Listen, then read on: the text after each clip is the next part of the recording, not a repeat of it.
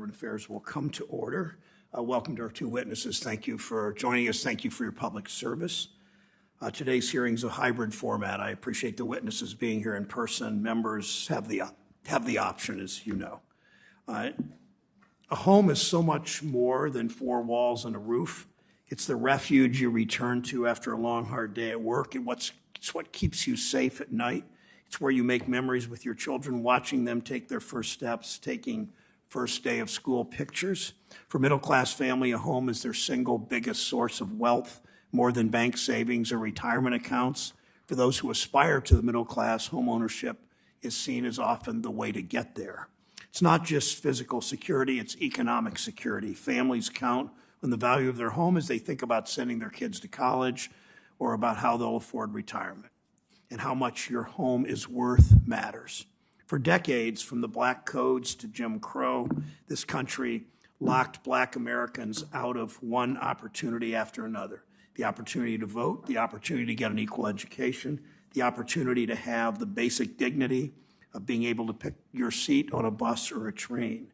1933, when America was a very segregated country by law in many places, the federal government created the Homeowners Loan Corporation, HOLC, essentially setting up what would become the 30-year mortgage so that more families could own their homes.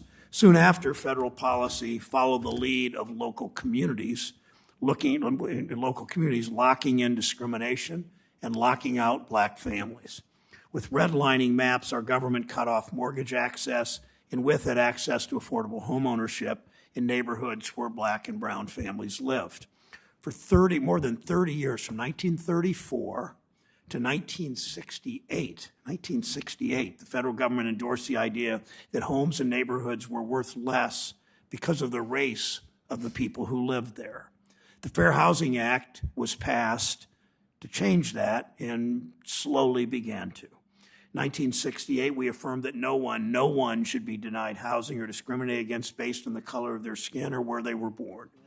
In case it wasn't clear, the courts and then Congress made it clear that using race to determine a home's value would finally be illegal discrimination. But just because it's illegal doesn't mean it doesn't happen. Look at home values across neighborhoods today. It's obvious that redlining of the past has not been undone. I know that in my own neighborhood. Talk to black families who've had their home appraised, listen to the stories they tell you. Discrimination's still happening. Look what happened to the Parkers, an African-American family in Loveland, Ohio, a Cincinnati suburb. Just last year, after their appraisal came in far lower than they or their realtor expected, the Parkers took down their family photos, took them off the wall, had a white friend meet a new appraiser. Their home was suddenly worth $92,000 more, 20% more than the appraisal when it looked like a black family lived there. That's about as clear-cut as an example of how this discrimination works as you could find. And it was last year. When a black family owns the home, it's worth one price. When a white family owns the home, it's very likely worth a different price. In this case, 20% higher price. Ms. Parker said in an interview she had to tell her 6-year-old daughter, you could picture this little black girl walking around with her parents as her mom and dad took down family pictures, took them off the wall. She told her 6-year-old daughter, sometimes because of the color of our skin, we get treated differently. That's something no parent should have to say, no child should have to hear.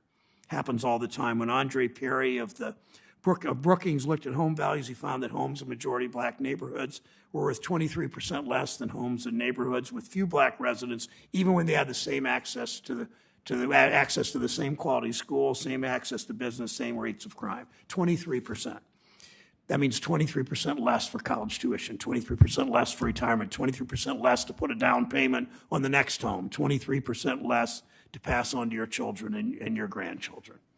Appraisals determine the value of your home based on how much your neighbor's home sold for. So the devaluation of a home today means that homes down the street will sell for less. That in turn means the next home that gets appraised will come in lower, and on it goes for years and years, for decades and decades, for generations.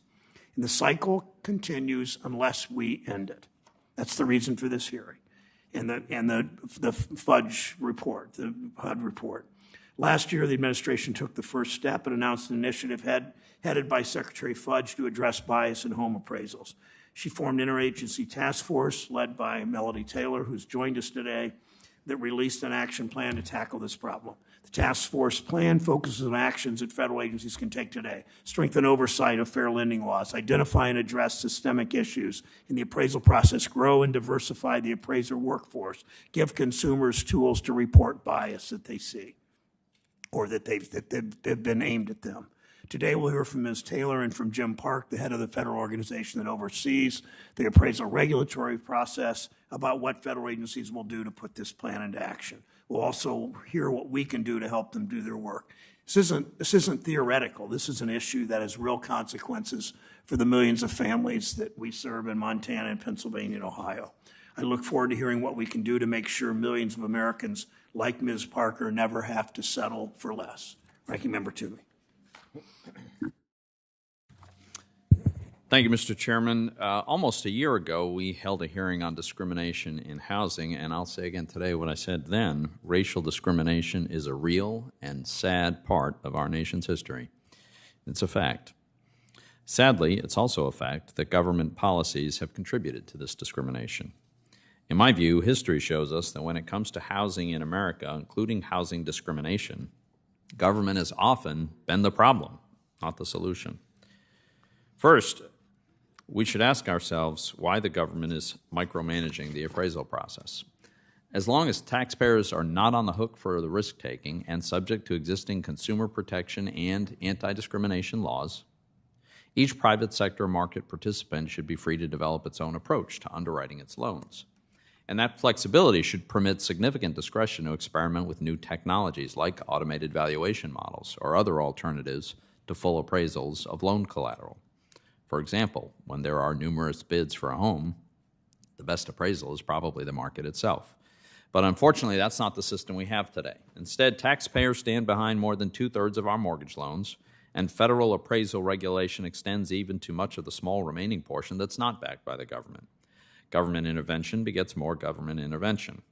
And here we are today with my colleagues advocating a, quote, action plan that will layer yet more regulation on top of an already Byzantine and antiquated set of appraisal regulations. Thankfully, there are laws against discrimination for real estate transactions, including appraisals. As a result, most institutions have long since abandoned explicit racial discrimination.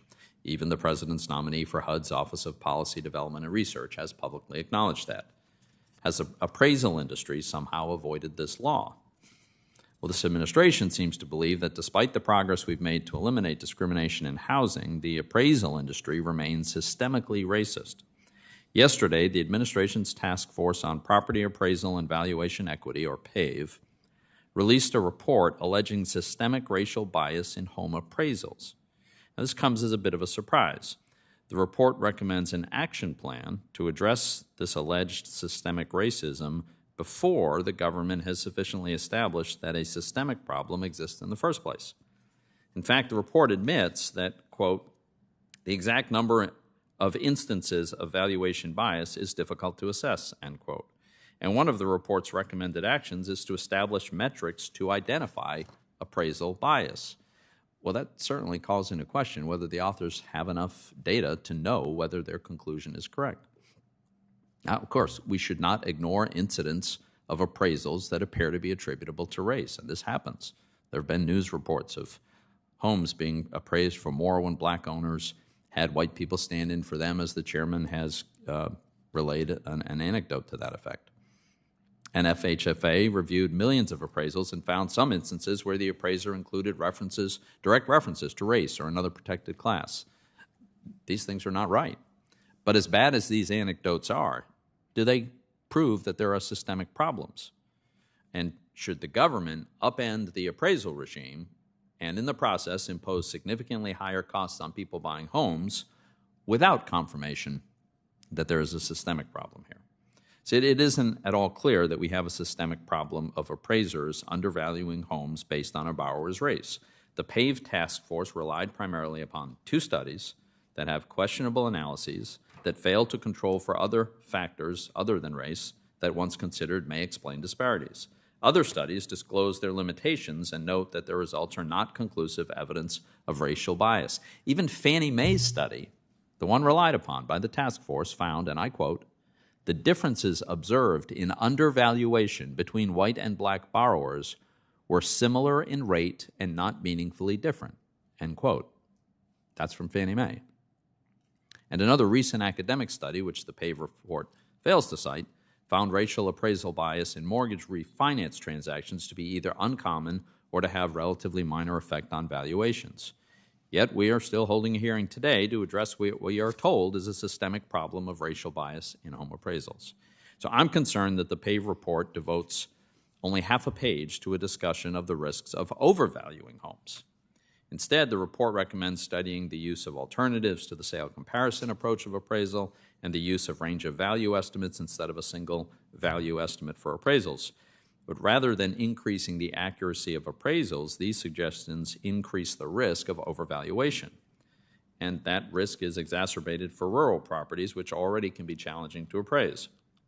I don't think we should be doing anything to make appraisals of rural housing more difficult, nor should we adopt recommendations that, in general, could undermine confidence in appraisals and ultimately reduce the availability of credit for all borrowers.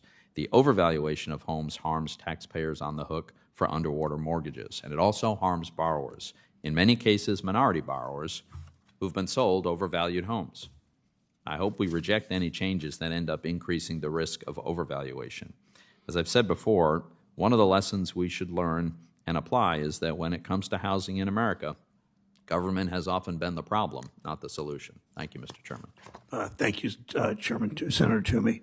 I introduce today's witnesses. Melody Taylor is the Executive Director of the Property Appraisal and Valuation Equity, PAVE, and our agency task force, which Senator Toomey and I mentioned.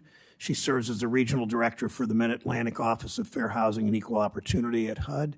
Ms. Taylor's work includes 20 years of experience in fair housing. Ms. Taylor, welcome to the committee. Mr. Jim Park is the Executive Director of the Appraisal Subcommittee, a member of the PAVE Interagency Task Force. He has over 23 years of appraisal and mortgage banking experience, including serving as the Director of Research and Technical Issues at the Appraisal Foundation. He's also a certified general appraiser in Virginia. Mr. Park, welcome to the committee. Ms. Taylor, please begin. Thank you, Chairman Brown. And good morning. Chairman Brown, Ranking Member Toomey, and other members, I'm extremely honored to have been invited to address the Committee on Banking, Housing, and Urban Affairs. As stated, appointed by Secretary Marcia Fudge in July 2021, I serve as the Executive Director of the Property Appraisal and Valuation Equity Task Force and as the Regional Director for the Office of Fair Housing and Equal Opportunity. My contributions and commitment to fair housing and civil rights spans over 20 years as a career civil servant with HUD and with the Department of Justice. I've also had the privilege of working with local government and leading fair housing groups here in the nation's capital, focusing on insurance and lending discrimination issues. Each day in America, the value of our neighbors' homes determines whether they can use cash for refinancing their homes, to send their children to college, start a business, access credit on reasonable terms, and ultimately, whether their children and their offspring will benefit from the transfer of multi-generational wealth that can occur through home ownership. This is the American dream. Sadly, accounts of appraisal bias have captured national headlines in recent months. Yesterday, during the launch of the action plan, we heard from the Austins, a Black couple in Marin City, California. In early 2020, they decided to refinance and take advantage of low interest rates to finish the remodel on their home. An appraiser was needed to validate this transaction, but came back woefully under market. The value was at $995,000. Weeks later, after they whitewashed their home, they asked a friend to come in and pose as the homeowner. And this was within weeks. The appraisal came back $1.48 million, more than 50% higher. Research has shown that their experience are not one-offs. Rather, they are part of a recurring pattern of racial bias. Further validated by Freddie Mac's study published in 2021, which found that appraisals for home purchases in majority Black and majority Latino neighborhoods were roughly twice as likely to result in the value below the actual contract price compared to appraisals in predominantly white neighborhoods.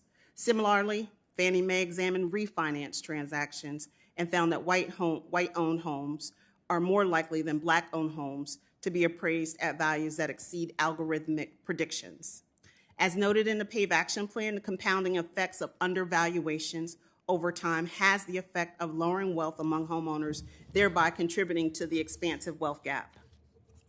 For this reason and more, on June 1st, President Biden announced the creation of the Interagency Task Force on Property Appraisal Valuation Equity, co-chaired by HUD Secretary Marcia Fudge and White House Domestic Policy Advisor Ambassador Susan Rice. The task force was directed to accomplish two things: evaluate the cause, extent, and consequences of racial and ethnic appraisal bias, and establish a set of actions to root out bias in the valuation of residential property. Immediately, the task force convened 13 cabinet-level and independent agencies and White House offices as members, committed to creating meaningful, comprehensive administrative and policy actions. It is important to know we did not take this journey alone. Utilizing a holistic approach, we engaged and sought input from realtors, appraisers, philanthropy, academics, civil rights leaders, and people impacted by bias to identify solutions to bring about change with a sense of immediacy. The product is a blueprint describing the history and impact of persistent misvaluations, early progress wins already made toward transforming the industry, and 21 concrete actions and commitments to advance equity in the home buying process. Member agencies will take the following actions: make the appraisal industry more accountable, empower consumers, prevent algorithmic bias in home valuations, cultivate an appraiser profession that is well-trained and looks like the communities it serves, leverage federal data and expertise to inform policy, practice, and research on appraisal bias. In conclusion, Chairman Brown, Ranking Member Toomey, and other members, I thank you for the opportunity to share this with you and the public. Federal and independent agencies taking the whole of government approach to address a long-standing wealth gap issue in a way that will create legacies for future generations. We look forward to the partnership and opportunities to further amplify the success of this task force. Thank you. Thank you, Ms. Taylor. Mr. Park, welcome. Good morning, Chairman Brown, Ranking Member Toomey, members of the committee. I'm honored to address the Committee on Banking, Housing, and Urban Affairs on the important work of the Property Appraisal and Valuation Equity Task Force, which was set up by President Biden with Secretary Fudge and Ambassador Rice, leading a first-of-its-kind interagency initiative to address inequity in home appraisals. I've had the distinct honor as the Executive Director of the Appraisal Subcommittee of participating on the PAVE Task Force. For millions of Americans, building intergenerational wealth has meant one thing: homeownership. Appraisals and appraisers play a vital role in the multi-trillion-dollar financial services market by providing key risk management tools that protect financial institutions and consumers.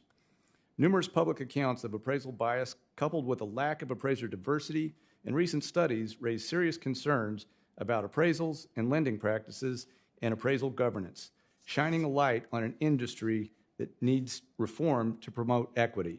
As background, our current appraisal regulatory system was established in 1989.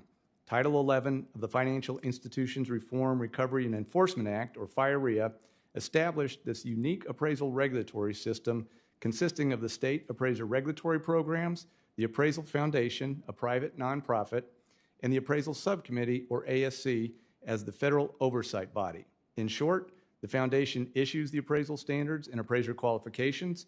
The states are required by law to implement those requirements, and the ASC enforces that implementation by the states. The ASC also houses the National Registry of Appraisers and Appraisal Management Companies. In addition to the PAVE Task Force initiative, in January 2022, the ASC released its independent study that focused on the foundation's appraisal standards and appraiser qualification criteria. The goal of this study was to ensure these standards and qualifications do not facilitate or systematize racial or ethnic bias. The PAVE Action Plan and the independent report commissioned by the ASC identified serious shortcomings and opportunities for reform. Some of the pressing challenges with our current system I'd like to highlight today include inadequate accountability in our current governance structure, a shortage of appraisers, and finally, a lack of diversity in the appraisal profession. On governance, the PAVE report notes that the existing governance structure needs to be fundamentally reassessed to meaningfully advance equity in the industry. Per Title 11 of FIREA, the ASC is required to monitor and review the foundation. However, the agency has neither the enforcement authority nor an effective mechanism for holding the foundation accountable. The appraisal profession also faces other challenges. Since 2009, the number of credentials on the ASC's National Registry has declined by nearly 25%. Furthermore, the real property appraiser occupation is among the least diverse in the country.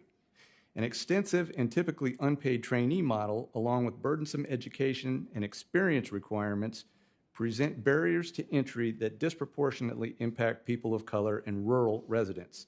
Trainees are often unable to find a supervisor, as qualified appraisers are often unwilling to take on the responsibility and liability of training them, or may have reservations about training their own future competition, resulting in a shortage of appraisers, particularly in rural markets. This has driven up service times and appraisal fees to unacceptable levels, causing loans to be delayed or even lost. Appraiser qualification requirements should absolutely have the appropriate rigor, but not pose unreasonable barriers to enter the profession. These long-standing, unaddressed issues have serious implications for everyday Americans. An improved governance structure would advance equity by ensuring greater fairness and transparency in the appraisal standards and appraiser qualification setting process. It would also advance a more stable and reliable appraisal industry to serve financial services and consumers alike. The ASC stands ready to be part of the solutions to the challenges to bring about meaningful long-term change that will only come from partnerships with other stakeholders, including lenders, the GSEs, regulators, and legislators. Thank you, Chairman Brown and Ranking Member Toomey and members of the committee. I appreciate the opportunity to appear before you today and am happy to take your questions. Thank you very much, Mr. Park. Ms. Taylor, one biased appraisal doesn't just hurt the individual or the family selling their home. It can have, as you point out, a pervasive effect on an entire neighborhood. Walk through, if you would, how one appraisal can have an impact, a significant impact on a whole community. Walk through that process, please. Thank you, Chairman Brown. In the PAVE report, we speak to the compounding effect of undervaluation in a community. With regards to a homeowner, for example, if one were to refinance their home, for example, the undervaluation of a refinance transaction could have the potential to not just impact that individual, but the entire community, thus creating disinvestment in the community, economic instability. It has the similar effect of the redlining history that we know that this country has created.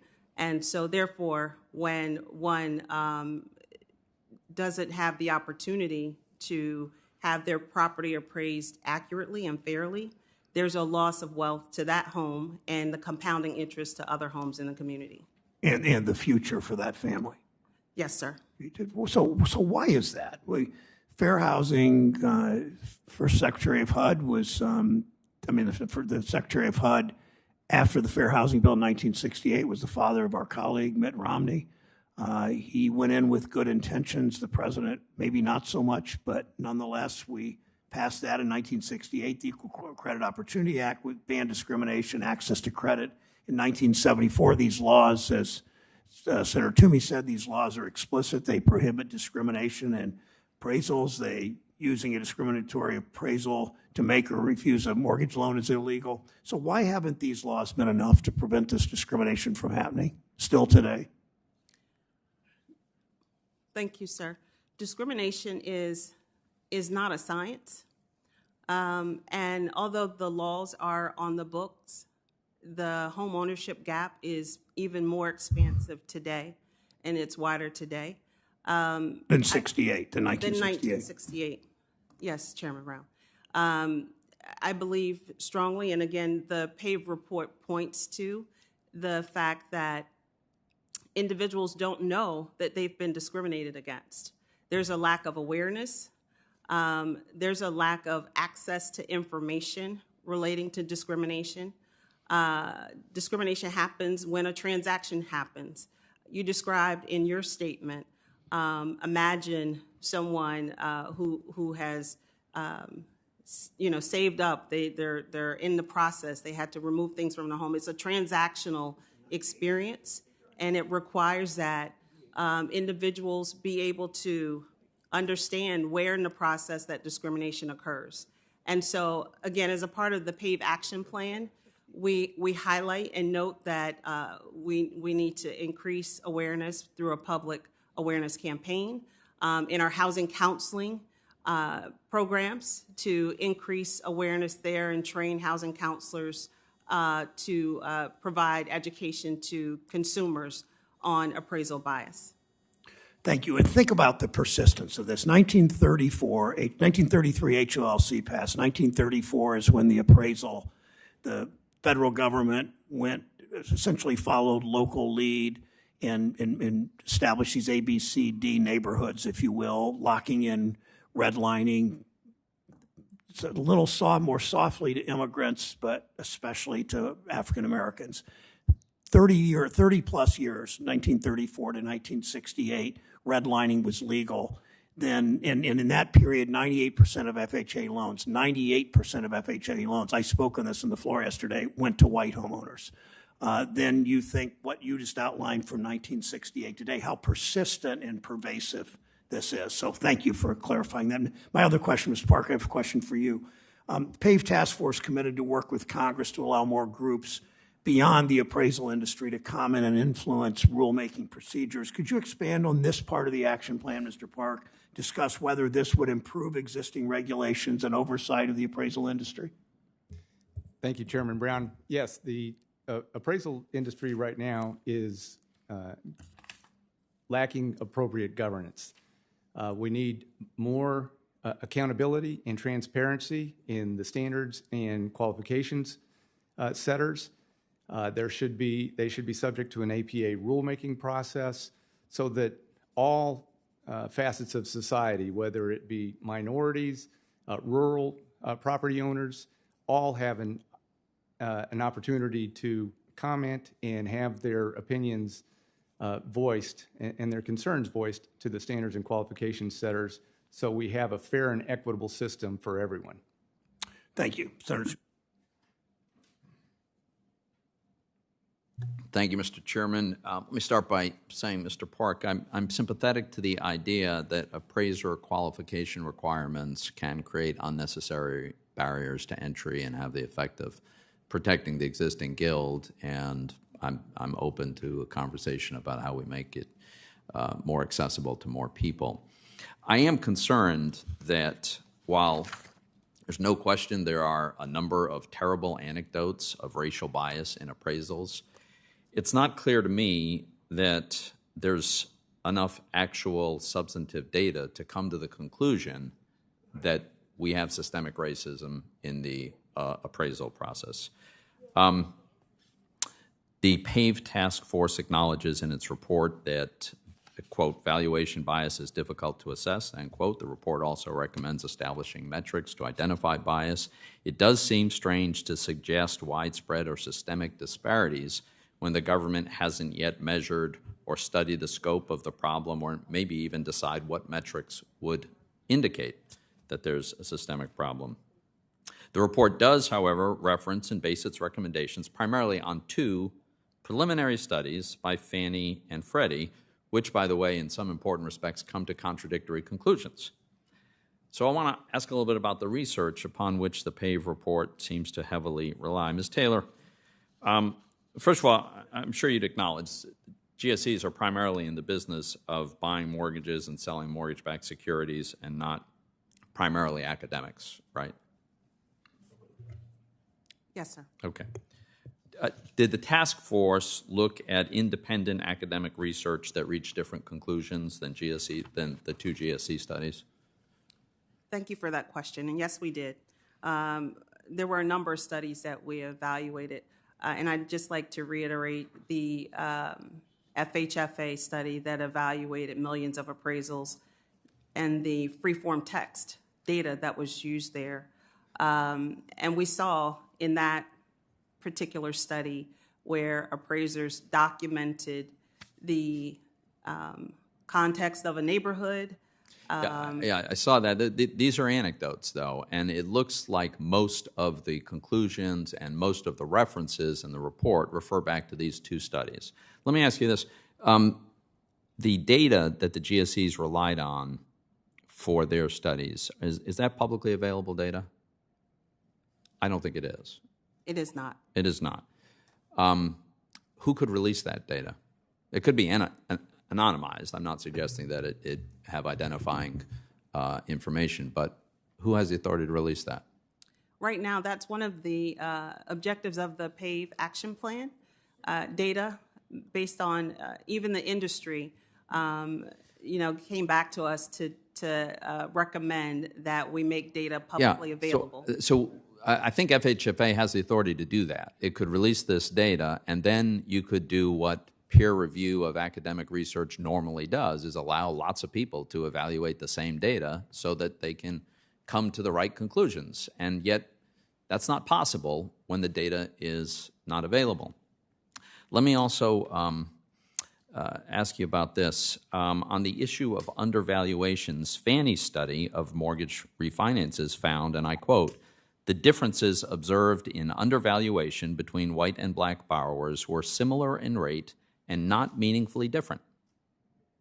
So Fannie concludes that undervaluations don't have any evidence of systemic differences, much less systemic bias.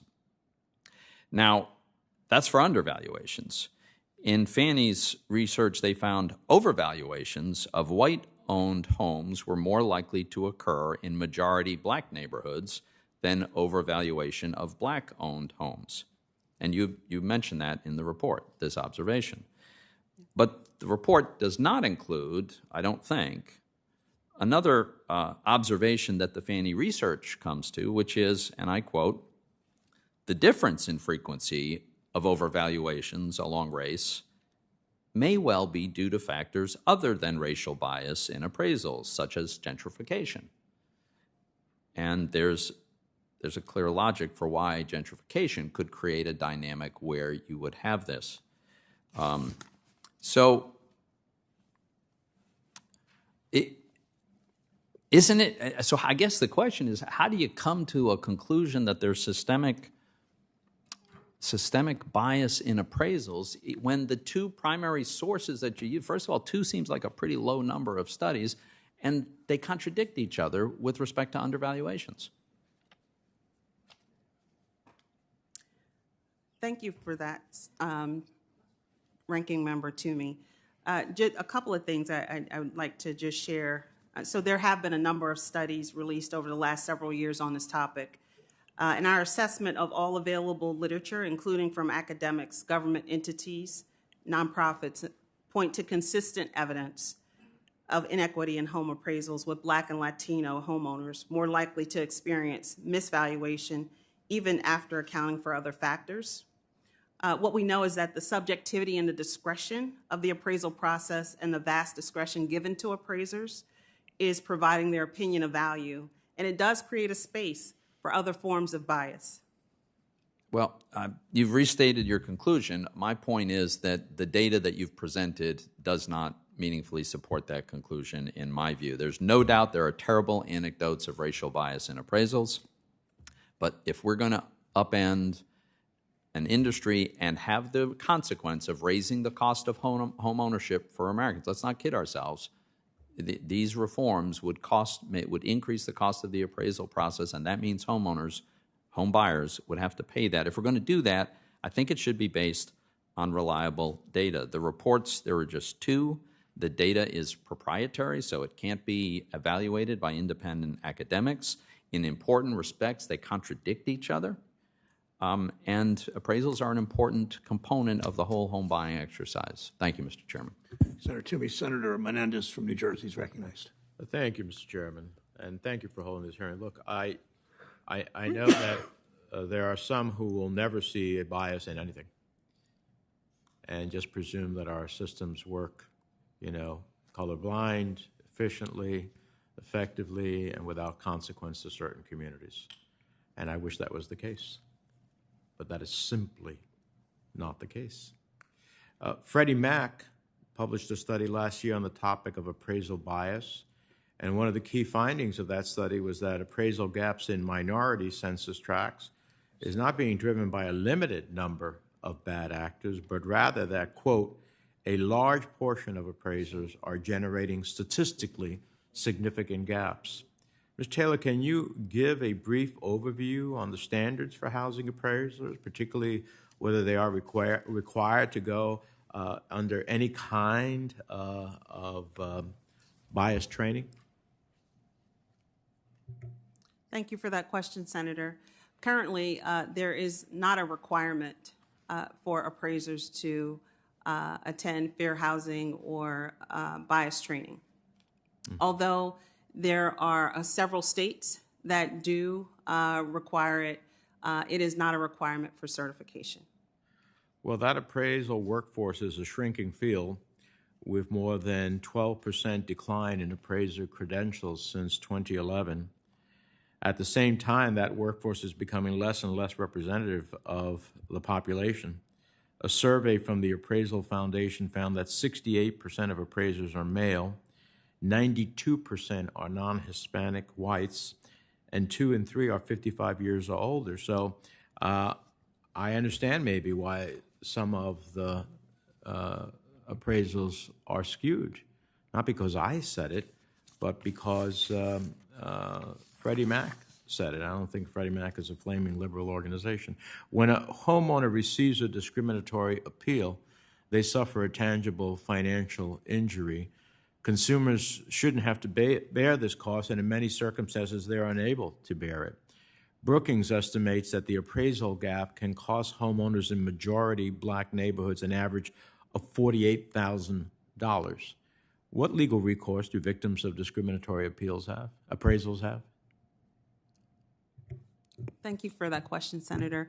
Under the Fair Housing Act, individuals who have been discriminated are able to file a complaint through Housing and Urban Development, Office of Fair Housing, Equal Opportunity, either the Department of Justice, if there's believed to be a pattern or practice in that area, and under the Equal Credit Opportunity Act, if one would believe that they've been violated under that particular purview.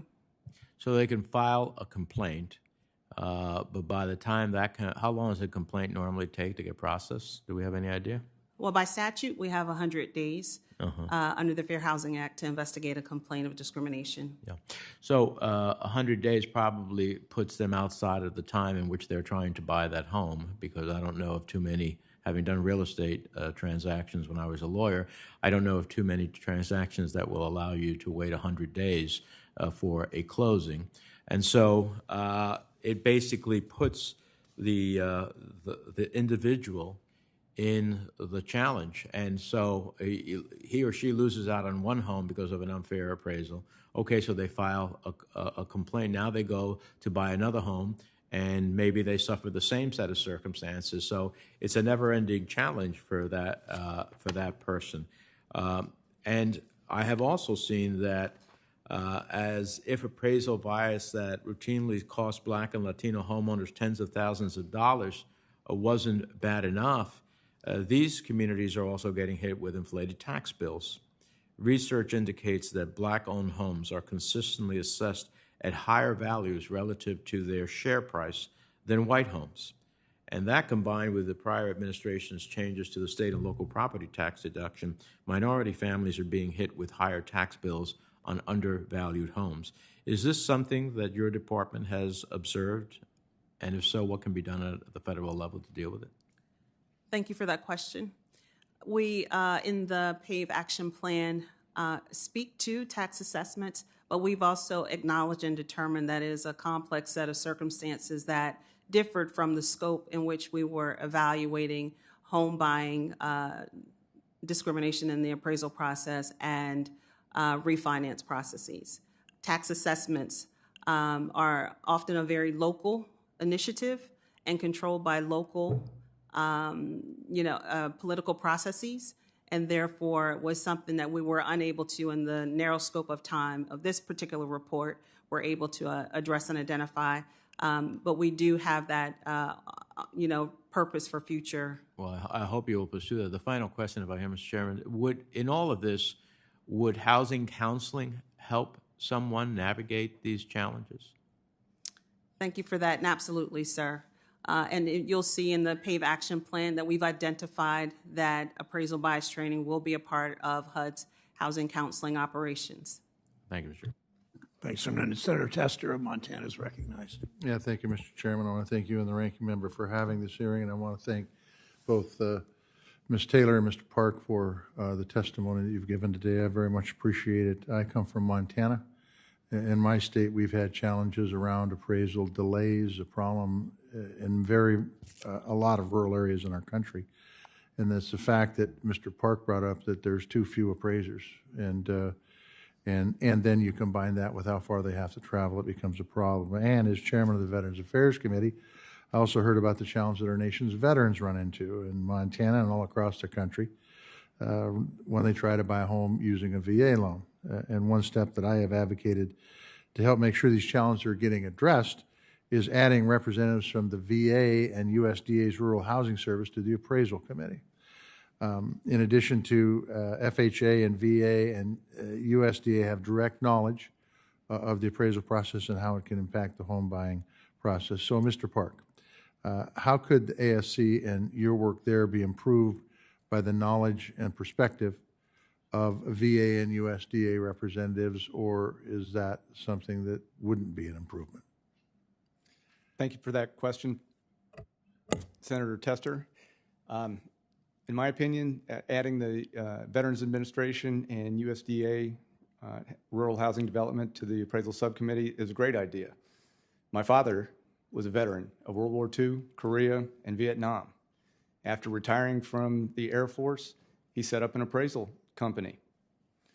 He did VA appraisals. I cut my teeth doing VA appraisals. The VA has a very unique relationship with their appraisers. The VA is the client of the appraiser, and that's unusual for the federal government. So they really understand what's going on in the appraisal market, in the appraisal profession. Adding USDA Rural Housing Development would give the subcommittee more perspective on the needs and concerns of rural communities. And we need more of that. We hear lots of complaints about shortages of appraisers in these rural communities. Thank you for that. This is for both of you, and it deals with the shortage of appraiser issue and the barriers it creates for prospective home buyers as it applies to rural America, and may apply to urban America too. Mm-hmm. But what more can we do to address those shortages issues? What should we be doing?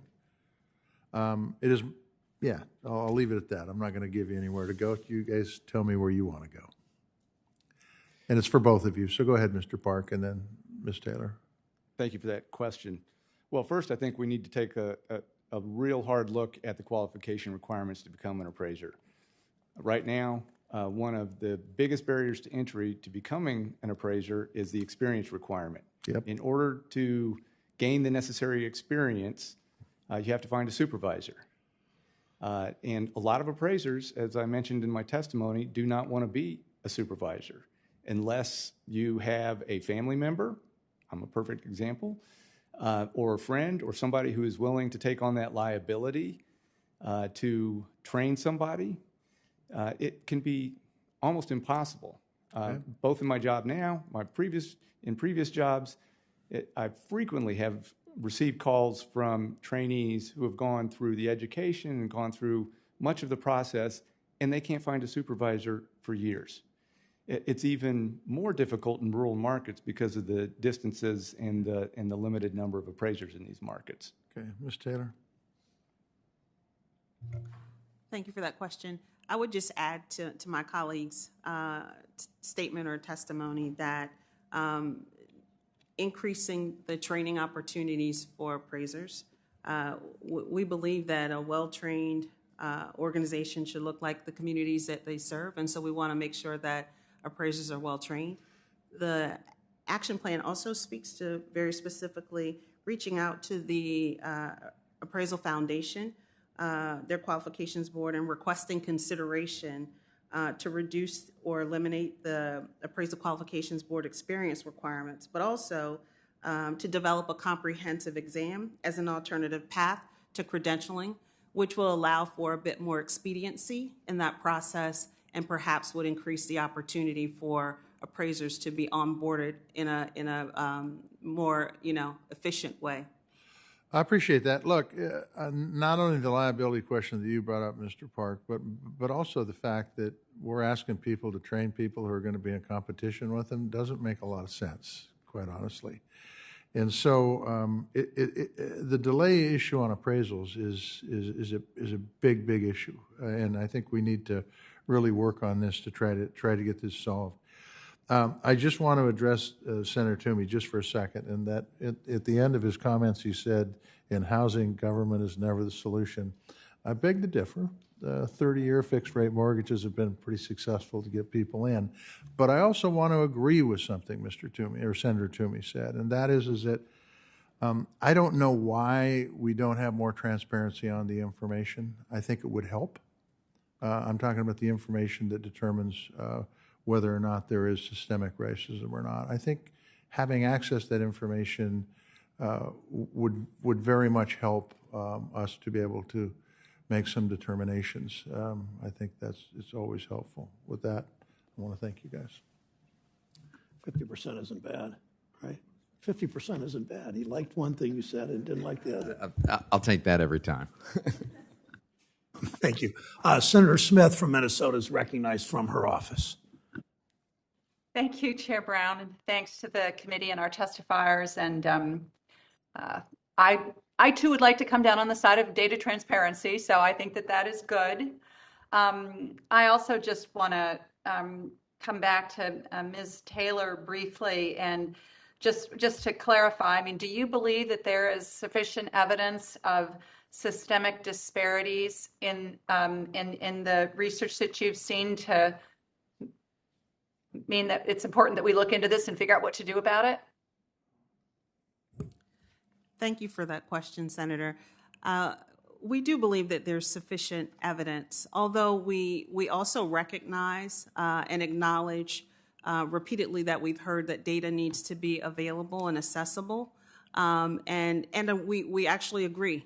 In the PAVE action plan, we note that we want to get data to researchers, we want to get data to the industry and others, akin to the Home Mortgage Disclosure Act data, which has been extremely impactful in helping industry and enforcement agencies understand where discrimination is occurring and the frequency of it. So we acknowledge that that is something that should happen, and the PAVE task force, beyond this report, will be working on creating that opportunity as well. Thank you. Thank you. That's good. I strongly support that, and I look forward to doing everything I can to contribute to getting that done. So I think, Chair Brown was getting at this in his opening questions. That the question we're all grappling with is, what do we do to eliminate the bias that it seems that we see here? The Fair Housing Act of 1968 already bans discrimination on the basis of race, and obviously, yet we still haven't solved this problem. I mean, we can see it so dramatically in the disparities and the wealth gap and home ownership gap that I see in my own home state of Minnesota, in Minneapolis. So dramatic disparities between between Black families and white families. So a recent New York Times article suggested that remote or desktop or appraisals of homes could be a way to reduce discrimination. Some of my colleagues have highlighted other ideas for how to reduce this bias, increasing diversity in the appraiser workforce, for example, training. I'd like to just ask Ms. Taylor and Mr. Park, could you just comment on some of these solutions, and if there are other things that you think that we need to look at to address this bias? You want to go for it? Thank you for that question, Senator Smith. Part of the issue that we have to grapple with here is likely implicit or unconscious bias on the part of appraisers. The fact that the vast majority, almost all appraisers, frankly, are white means that there may be some unconscious bias that creeps into appraisal reports. There's a lot of discretion in how appraisers make their adjustments, how they choose comparable sales, and how they ultimately reconcile to the final value conclusion. So we need to find ways to remove as much of that discretion as possible. We also need training. Appraisers, the last few years, have been a real education for myself as an appraiser. It's been a real gut check. Appraisers are not aware, for the most part, about their requirements relative to the Fair Housing Act. Appraisers aren't required to take courses on the Fair Housing Act or fair lending. So it's important that appraisers be educated and gain a further understanding of these issues in minority communities. Thank you. Ms. Taylor? The only thing I could add to my colleague's statement is that you mentioned that the Fair Housing Act exists and that individuals are still being discriminated against. And just having been a practitioner over the years, and the notion that we're talking about evidence and whether discrimination exists or not, I've seen, although the numbers may suggest that discrimination is not on the rise. What we see with our partners with the National Fair Housing Alliance and in our Fair Housing Initiatives program is that they receive over 28,000 calls a year or more where people believe that they've been discriminated against. And I would just add that awareness is critical to helping individuals know or understand, helping them understand their rights, and to ensure that the appraisal industry understands its obligations under the Fair Housing Act and Equal Credit Opportunity Act, I believe will bring about some transformative change. Thank you very much. Thanks, Mr. Chair. Thanks, Senator Smith. Senator Van Hollen from Maryland is recognized. Thank you, Mr. Chairman. Thank both of you, and thank you for the report that you did. I'm just going to pick up really quickly on Senator Smith's question and your response about appraisal, education, and complaints by individuals who feel that their house has not been fairly appraised, because the Maryland Commission of Real Estate Appraisers said it receives about 5 complaints per month, which is not a huge number. And one of the issues that came up there is that consumers and homeowners who may feel that they've been discriminated against don't know the process for complaints. Is there, and if there was a more obvious and open process, that would also have an accountability feature in the system. Can you talk about how we can better improve consumers' understanding of what their rights to appeal an appraisal might be, or complain if they think they've been a victim of discrimination? Either of you. Ms. Taylor? So I'll start first. Part of the PAVE action plan and something that we produced as recent as yesterday, we launched a new website. And that website provides for places where an individual within whatever state that they live in, they're able to understand or gain access to information regarding how to potentially appeal in that state. But under the Discrimination or Fair Housing Act and Equal Credit Opportunity Act, we've created links to that website to allow for greater access to information as well. And I firmly believe, and we don't do a deep dive in the report on this, is that it's a grassroots effort. It's something that we, as an agency, as a task force, and at the 13 members that aligned and harmonized on the work that's needed in this area. We have a great opportunity to work with organizations, nonprofits, academics, philanthropy, in fact, to be about the business of educating the public and getting them information. It is definitely a process that, as we discovered during this task force, you know, getting to information and who to go to and how to file with the various degrees and levels of complexity is difficult, and it's something that we've addressed, and we plan to create an opportunity to better serve the consumer. No, thank you. I think to the extent that we can, create more of a sort of transparent process, an informed process on that, that would be helpful. So, Ms. Taylor, I do want to follow up a little bit on Senator Tester's questions with respect to the workforce and diversifying the workforce. And I understand he asked about the suggestion that you may want to consider changing the supervisory requirements because, as we know, sometimes having a supervisor in a structured quality program can be a good thing if you can find one, but they can also be barriers to entry. And I gather your conclusion is in the area of appraisal, supervisors have been primarily a barrier to entry and an obstacle to greater diversification of the workforce. Is that correct? Yes, sir. And are there other measures we can take to open up the doors of opportunity more to the appraisal profession? Can we work with community colleges, HBCUs, four-year institutions, whatever it may be? Are there ways that we can increase the pathways to this kind of position so that we can increase the diversification of the workforce?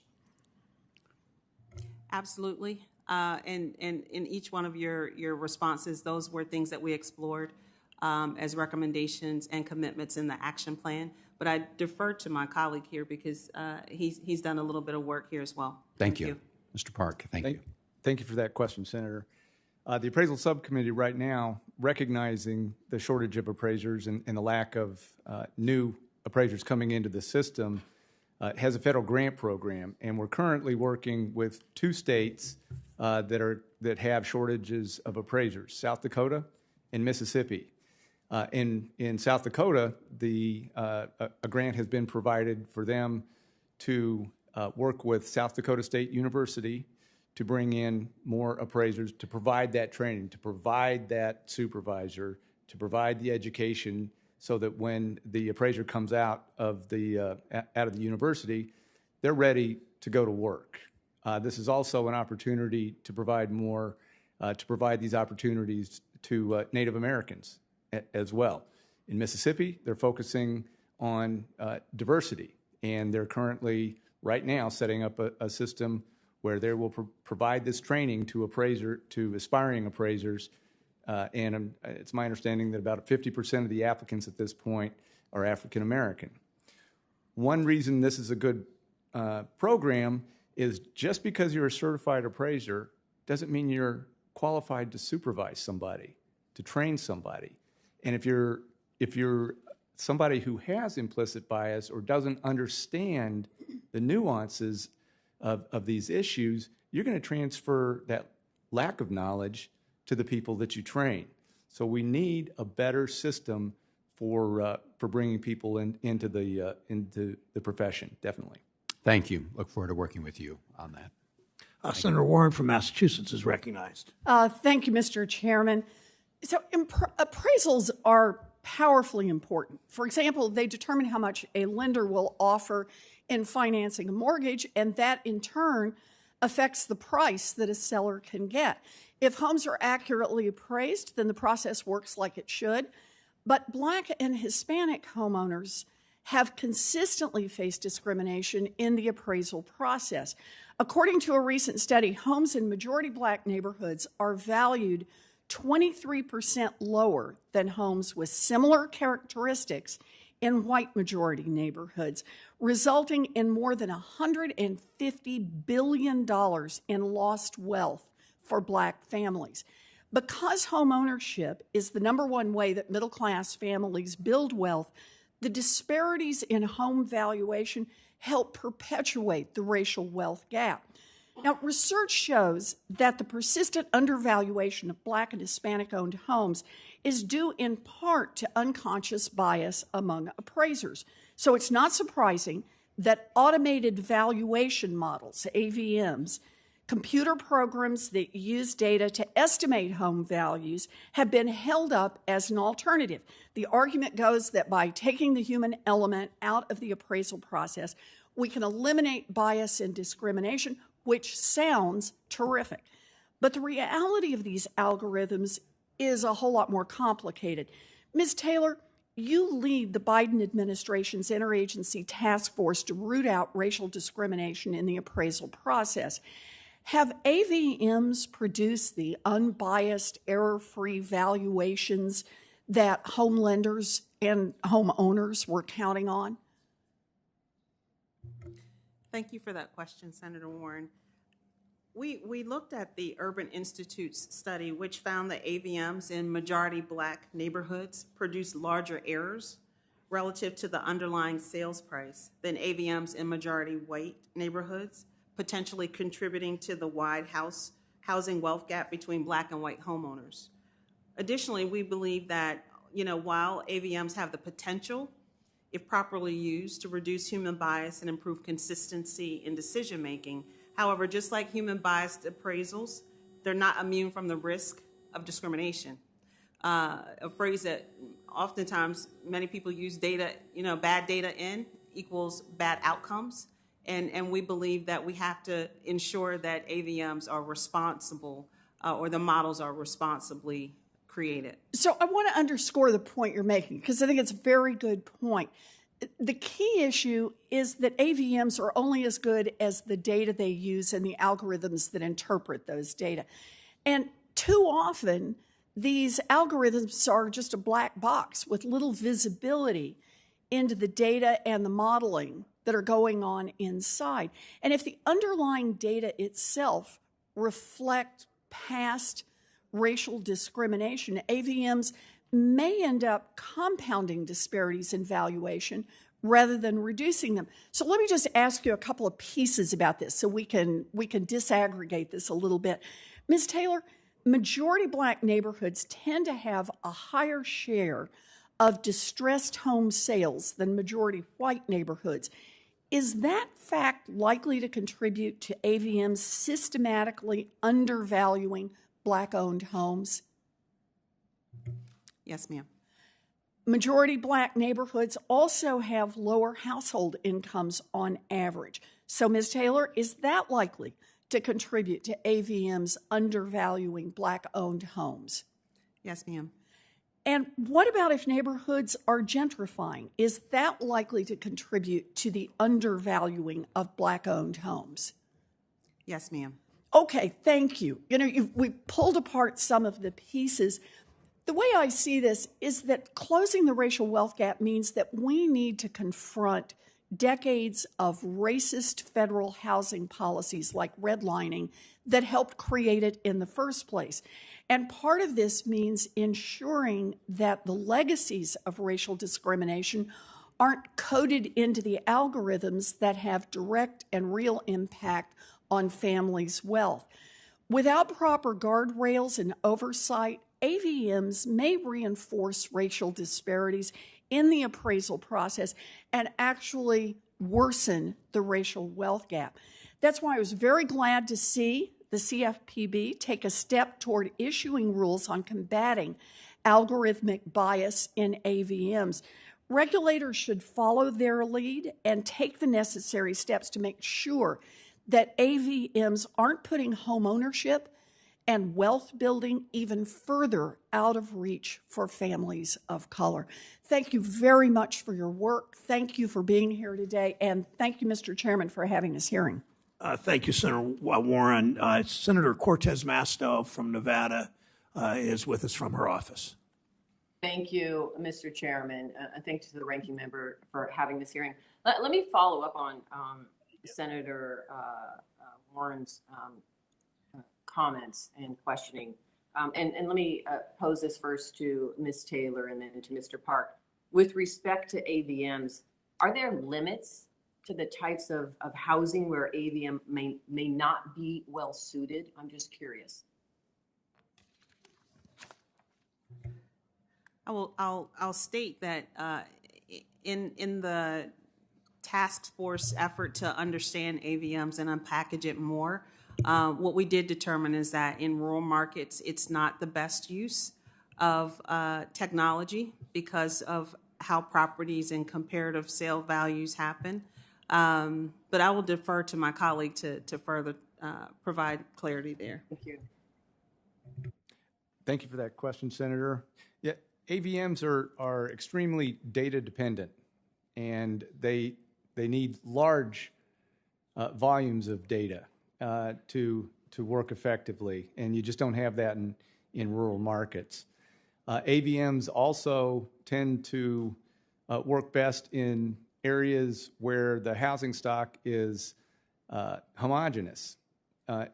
AVMs make a lot of assumptions about the quality of construction, the condition, and so forth of the properties. So when you have urban areas or rural areas where the housing stock is varied, AVMs tend to break down and not be as reliable.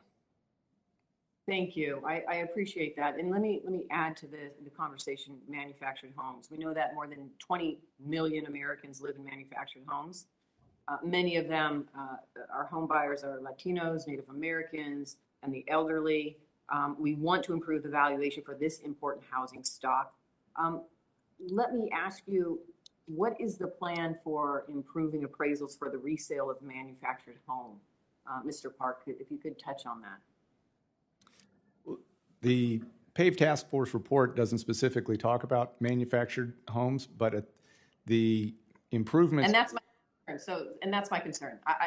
There's a whole market out there of manufactured homes that we should also be pulling into the housing market to put a roof over people's heads and give them opportunity to own a home.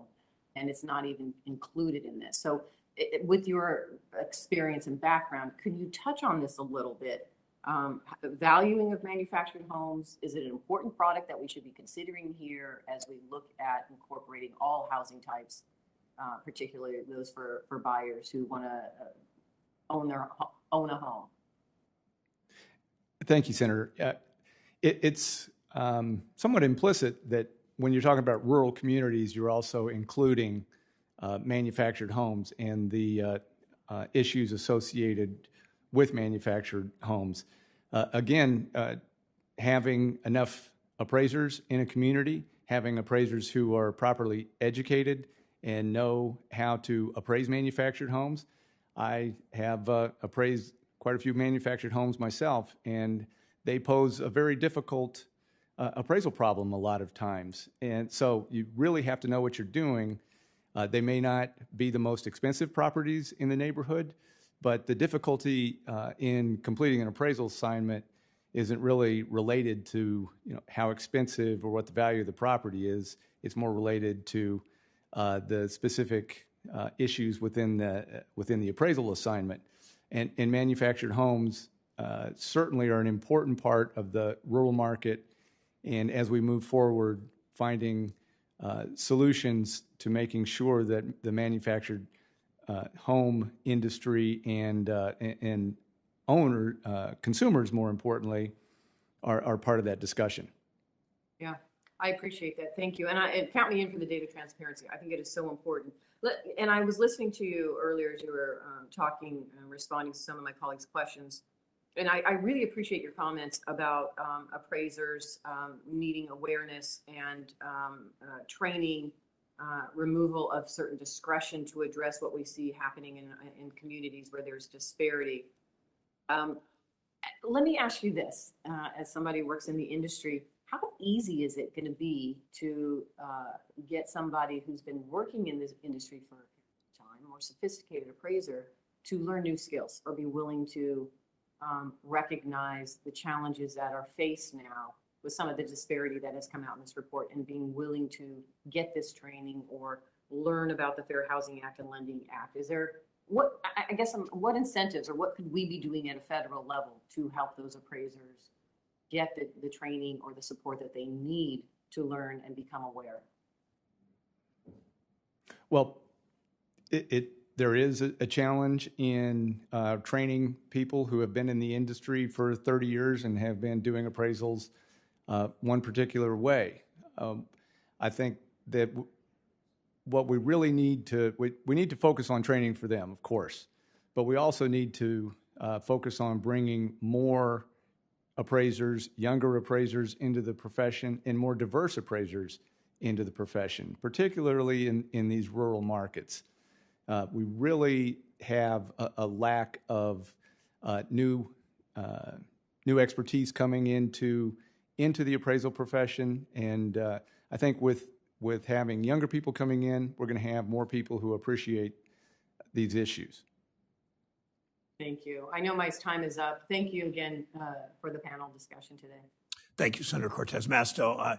Thank you to the witnesses. Senator Toomey will do a short close, and I will do a short close. And thanks so much for this hearing today. Good. Thank you, Mr. Chairman. Yes, I also want to thank the witnesses.